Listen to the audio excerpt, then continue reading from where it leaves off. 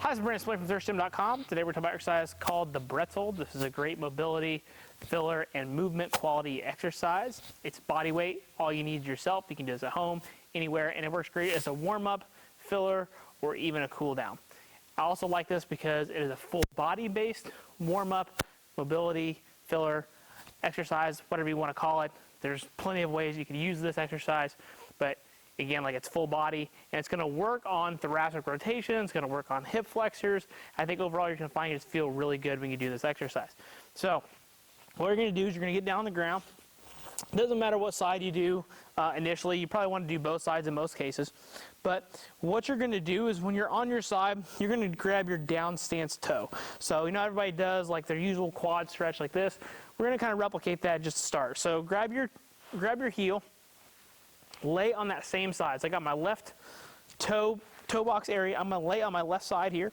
Then what I'm going to do is I'm going to basically bring my knee in line with my hip and my shoulders. So I'm here in a good quality line.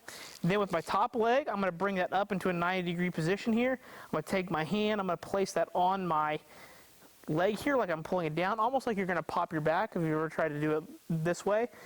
You're going to put your hand here and then try to bring your knee down towards the ground. I'm super stiff. I'm not going to be able to do this ideally. And I already feel a quad and hip flexor stretch just here, okay? Now what I'm going to do is I'm going to take a big breath in, expand, try to expand on the back side, or what we call A to P, from front to back. Try to expand from front to back here in this position. And then we're going to exhale, and then we're going to roll our shoulder down while trying to keep this knee down as close as we can to the ground. So we're going to breathe in, breathe out,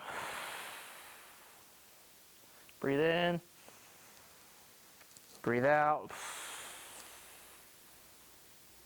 Your goal is going to be to get this shoulder that's on top. You want to try to get that shoulder blade to the ground. At the same time, we'll try to keep this knee on the ground. Obviously, I can't do either one, but that's the goal of the exercise and have that improve over time. So breathe in, breathe out. And then we would obviously switch sides. So, as I mentioned, what you're going to get from that is you're going to get some good hip flexor, thoracic mobility. It's going to help open up the chest, anterior to posterior expansion by breathing on your side. There's a lot of good things from it. I really like implementing the breaths. I've seen people just not do without the breath, so it kind of just looks like this thing. They're just kind of just hanging out like this. I really want to try to get some respiration involved. So by breathing in here, again, we talked about the anterior posterior expansion, and then when I exhale, try to use that into my advantage to open up the thoracic spine and try to get some movement that way as well. Obviously, in my case, I would probably do both sides, monitor which side feels a little bit tighter, and you can obviously program more on the bad side if you really need to.